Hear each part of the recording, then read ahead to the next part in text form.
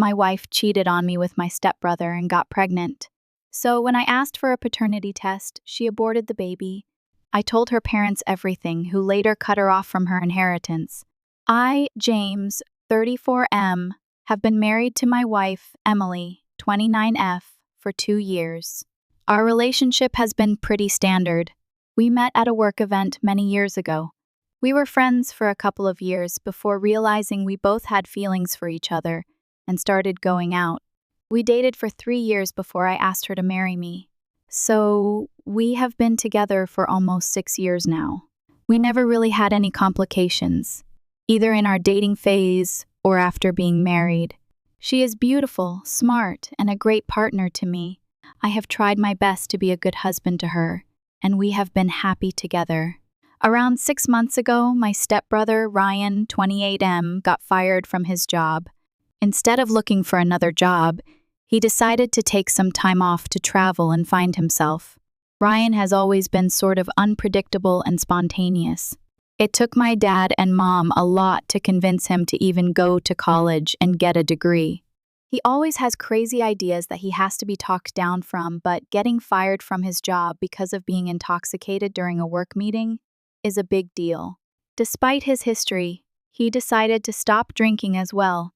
And even though I was afraid this was just another thing he would pursue halfway through and quit, I tried to be supportive for my dad's sake. My parents got divorced when I was a kid, and my dad married Ryan's mom when I was a teenager. So, when he asked if he could crash at my place for a few weeks because he wanted to explore New York, I didn't really know how to say no.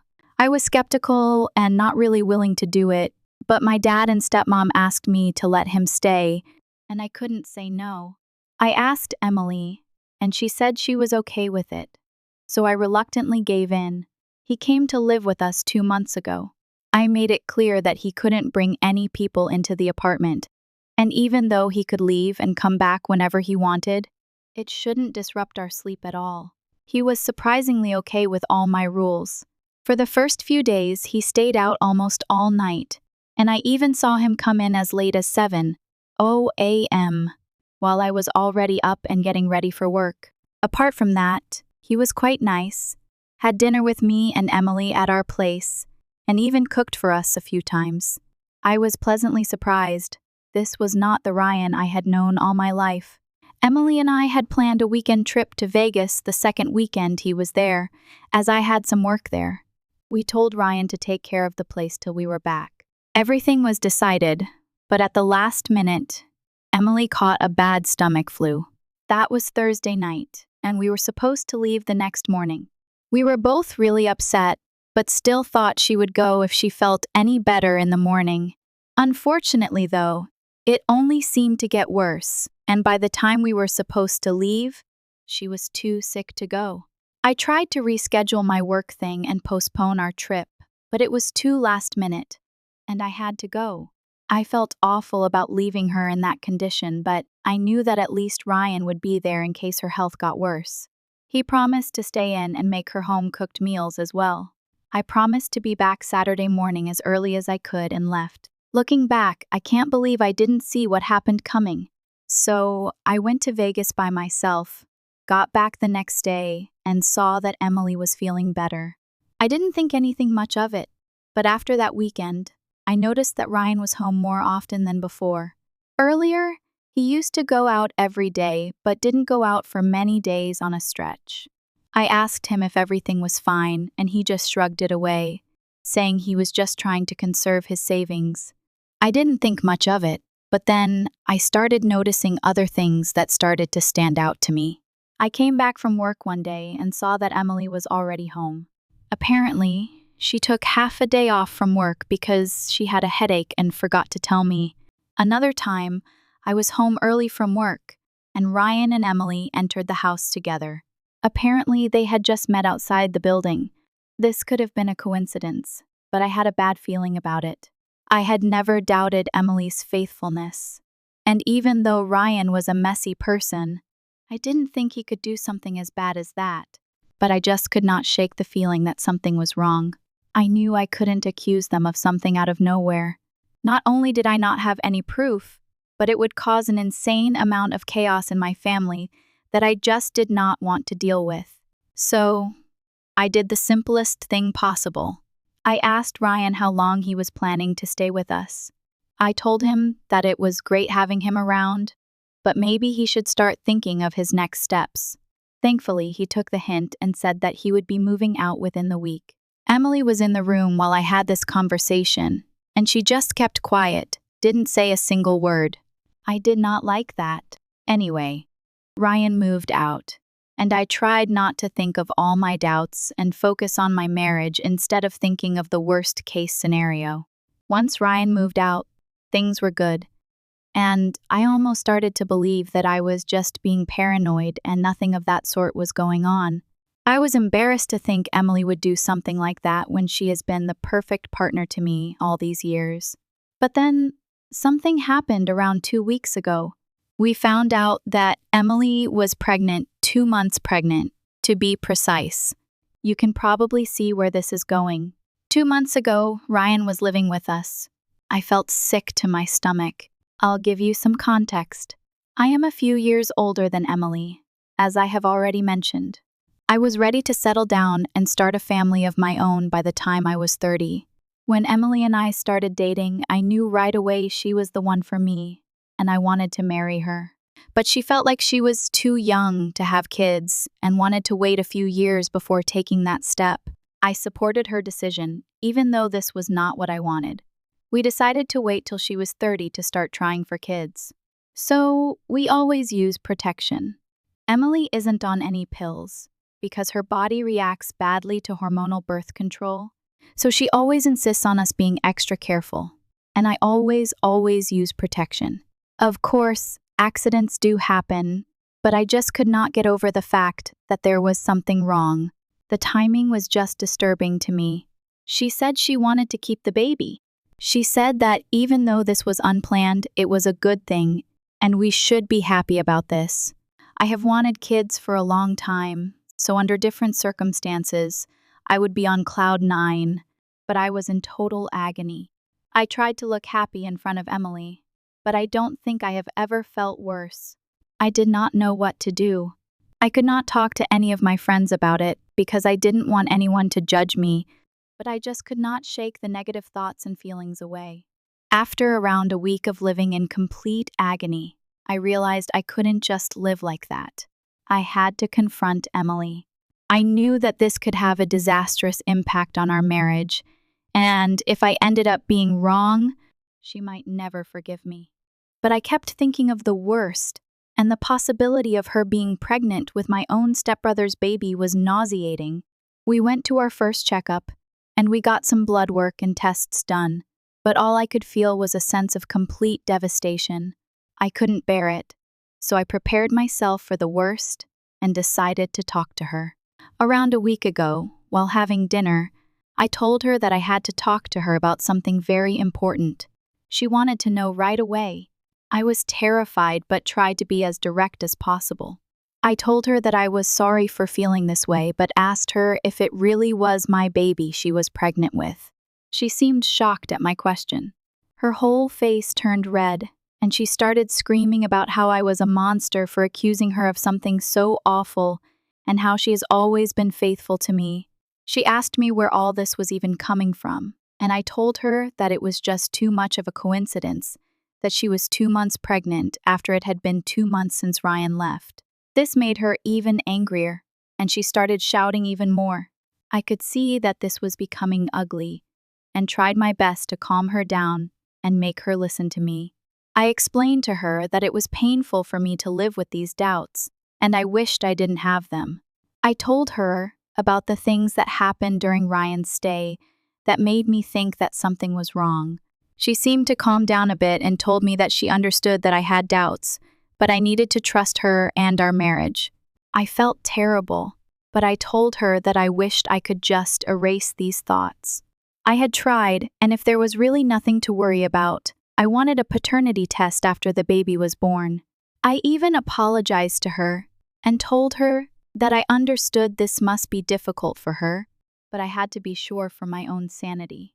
Obviously, I didn't expect her to be completely okay with this, and lash out a bit, but the reaction she had was insane.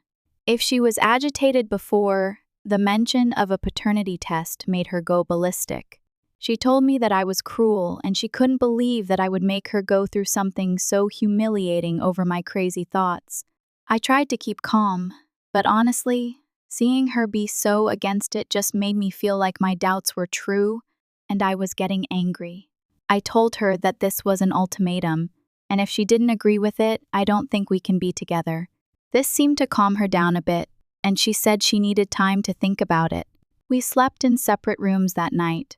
The next morning, we didn't say a word to each other and went to work. I spent the whole day at work thinking about what happened and imagining the worst-case scenario to be the truth. The rest of the week was spent like that. She would come back late at night and refuse to speak to me.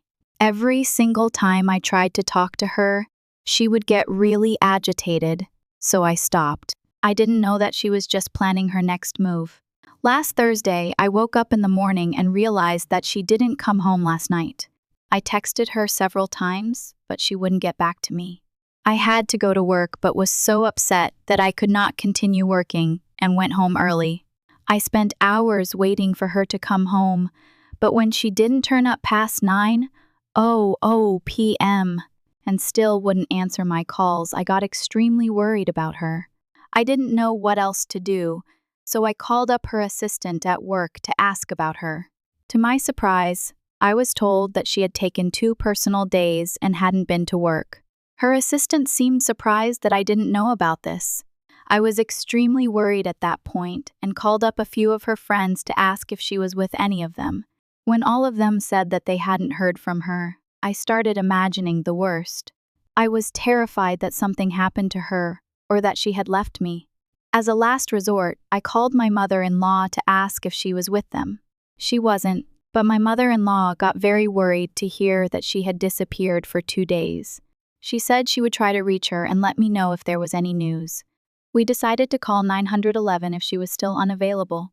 I spent the next half an hour in utter panic, but then I got a call from Emily. She said that she was perfectly fine and needed some time to fix things, and that I didn't have to involve her mother and stress her out for no reason. She sounded completely nonchalant and even annoyed. The fact that she showed no concern for stressing me out made me angry, but I controlled myself and asked her where she was and when she was coming back. She said that she would be back the next morning and hung up. I went to bed frustrated and extremely upset. I even thought of taking some time away from her. Little did I know what was in store for me. She woke me up the next morning and seemed unusually happy. I asked her about where she was yesterday, and she said she was fixing a problem. What she said next was wilder than anything I could have imagined. And trust me when I say I had spent weeks thinking of everything that could go wrong. I asked her what she meant, and she said that this pregnancy was putting stupid doubts in my mind and destroying our marriage, so she decided to save our marriage and got an abortion. She looked directly into my eyes and said that now I had no reason to doubt her loyalty, and we could have a fresh start for our marriage. I was flabbergasted. I think this is the first time in my life that I have actually used this word and meant it. I just looked at her and asked her if she was joking, and she said she was completely serious and hoped that I could relax now and not let silly doubts bother me anymore. That was my breaking point. I stared at her for a few more minutes, got up, and left. I was afraid that I would have some sort of mental breakdown if I spent a second more in her presence. She started to follow me, but I told her to stay away from me if she didn't want trouble. I suppose my tone was serious enough to stop her. On the way out of the building, I called my lawyer and told her that I was divorcing Emily and she needed to start the paperwork as soon as possible. I told her that we needed to make sure she didn't get a penny of my money and set up a meeting for the next morning. I didn't know how exactly things would go, but I knew what to do. I called Ryan and asked where he was. He said he was somewhere in Atlanta. I told him that I was divorcing Emily and asked him not to waste my time and just admit that they slept together. He stayed silent for a few minutes and just apologized to me. That did it for me. I knew there was nothing else to do. I checked into a hotel for the night and braced myself for everything that I knew was coming my way. The next morning, I woke up and went straight to my lawyer and gave her all the details, the adultery, the abortion, the whole 9 yards, basically. She said that even though it's difficult to get a clean divorce with no alimony, unless both parties come to a mutual understanding, since Emily has a high-paying job of her own and she is definitely the one at fault, here we did have a chance. I didn't even care about the money. Honestly, it was more about the principle of the matter. I was done with this woman. I couldn't believe how cold she could be. It was like I had spent all these years with a stranger. The person I married and loved would not be capable of doing something so insane. I know that she slept with my stepbrother, but there was a chance that she was pregnant with my baby, and now we have no way of ever finding out. After almost 6 years into this relationship, changing my plans to accommodate her wishes and doing everything I could to be a good husband, this is what I got. I called her assistant and asked if she was at work, and she was. I asked her to not let Emily know I called and lied about planning a surprise for her. I then went home, packed up as many of her things as I could in 3 suitcases, and put them out in the hall. The next step was calling a locksmith and changing our locks. I did not want to see her. I did not want her in my home, and I did not want to see her. I then packed some of my own stuff in an overnight bag and headed back to my hotel because I didn't want to be home when she came back. By the time everything was done, it was almost 5:00 p.m., and I was exhausted both physically and mentally. The moment I reached my hotel, I crashed on the bed and fell asleep. I woke up to my phone ringing. It was Emily, of course, but I decided to give her the same silent treatment that she gave me the day she got the abortion behind my back. She kept calling me, and there were a million texts that I didn't bother to read. As far as I was concerned, I had nothing to say to her. After almost an hour of calling me relentlessly, she finally stopped. I thought she gave up, but then I got a text from Ryan saying that she had reached out to him, asking if I had spoken to him. He told her that it was over and that I knew everything. He apologized again on text, but I couldn't care less about that. I didn't text him back either and was thinking of what to do next. The next step is where I think I might have taken it a step too far, but I was heartbroken and humiliated. I didn't know what else to do. So, something you should know about Emily is that she comes from a very conservative Southern family. They do things a certain way over there and had been pressuring her to have kids from the moment we got married, basically for years. I had taken her side at every family event about taking our time. I never once revealed that the only reason we weren't trying to have children was because she wanted to wait. I knew that if they found out about her cheating and having an abortion, it would not be very pleasant for her. So I decided to just be petty for once in my life and called my mother-in-law. I calmly explained everything to her and told her that I was divorcing her daughter for violating my trust. She sounded mortified. She wouldn't believe me. I told her that Ryan had already admitted to the affair, and as far as the abortion was concerned, I could show her the positive pregnancy test and the doctor's reports from our first visit. The rest she could just ask her daughter to explain. I expected a reaction from Emily real soon, and sure enough, she was blowing up my phone in no time. I tried to wait it out, but when she refused to quit after an hour and a half of relentless calling, I finally picked up. Her reaction was as expected. She was beyond angry and said that I was wrecking her life for no reason and that she had no place to go for the night. I ignored her attempts to get a reaction out of me and told her she was free to check into any hotel of her choice and told her not to annoy me. I told her that she would be hearing from my lawyer soon and any communication from now would be done through our lawyers. I also told her that I would get the rest of her things packed and delivered anywhere she wanted. She told me that her parents were absolutely furious with her and said that she was not welcome in their family anymore and could say goodbye to ever inheriting a cent from them. This was kind of unexpected, even by my in-laws. I expected them to be angry, but perhaps not do something this drastic. Obviously, I didn't say any of this to Emily. I told her that she should have thought of this before going behind my back, and that what her parents do is none of my concern. She said that I was immature and petty and shouldn't have dragged her parents into our marital problems because now her life was ruined and she didn't have anyone. I responded by saying that I couldn't care less about her and hung up on her. She proceeded to send me a billion texts, calling me all kinds of names and saying that she would take every penny I had and make me regret this. I also got a call from my father-in-law. He said that he was ashamed of his daughter and apologized to me for what she did.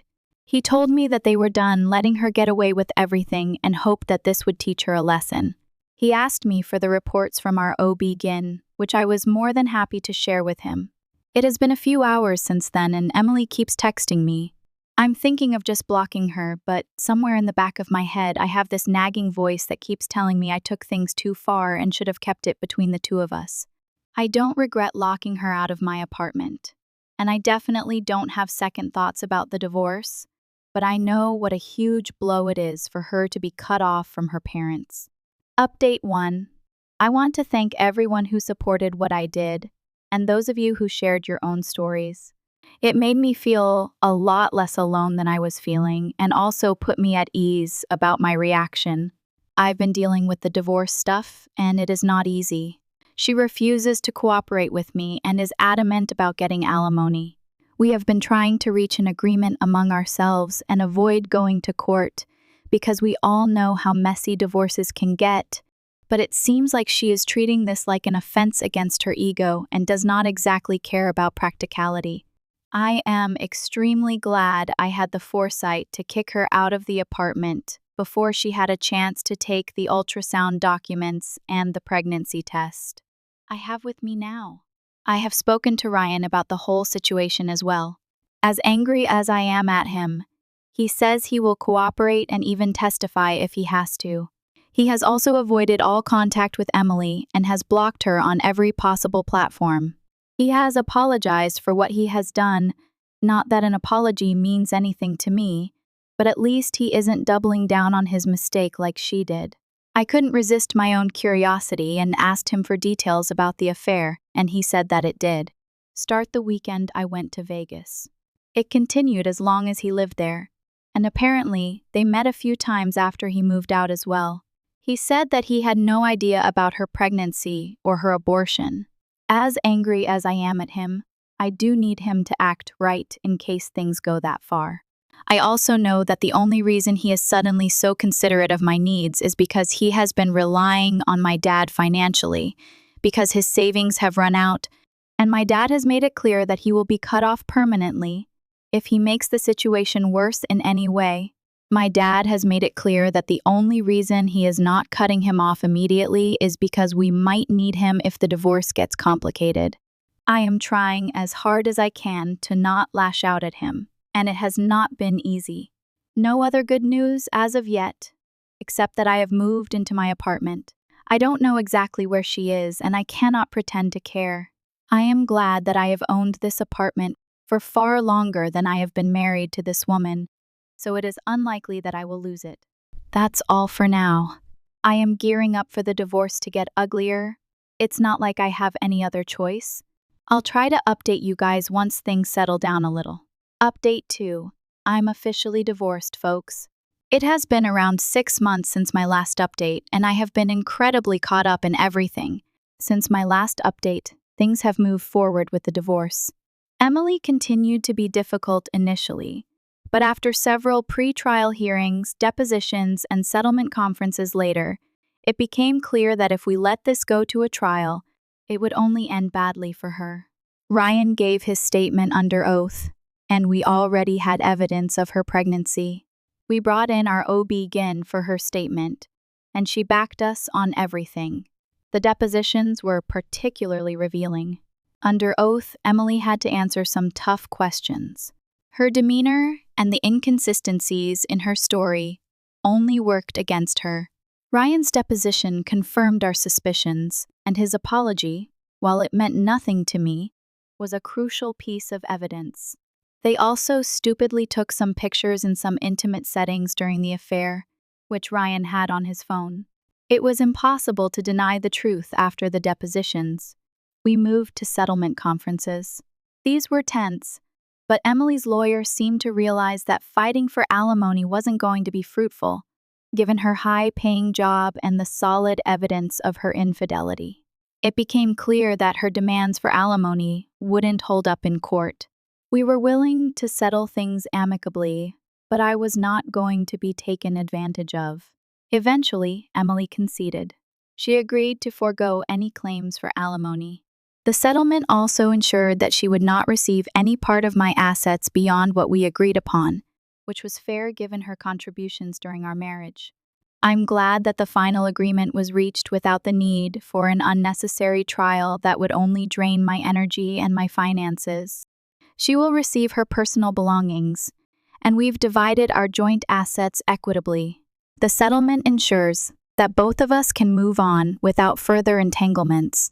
I am beyond relieved that everything is over now, but I can't help but feel like all of this has been a huge waste of my time, not just the divorce, but the whole marriage. I cannot believe I wasted my time and energy and derailed my plans of starting a family for someone who didn't hesitate to throw it all away for essentially nothing. Thank you all for your support and advice. It's been invaluable during this tough time. If anyone else is going through something similar, stay strong and lean on your support network. It gets better. Update 3.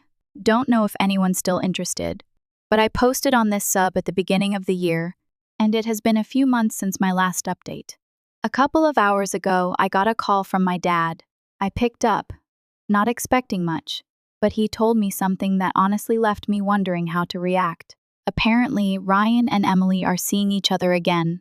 I haven't been in contact with either of them, and didn't know that Ryan found a job in the city and moved here. I guess it was enough to rekindle their flame, and she somehow forgot all the insults she hurled at him during the divorce. I feel disgusted. I feel betrayed and like someone made a fool of me. My dad said that he has made it clear to both Ryan and my stepmom that he wants nothing to do with Ryan anymore. Feels good to have my old man at my side, at least. Anyway, that's that. I hope I don't hear anything about this anymore, so I don't think I'll have any updates for you guys anymore.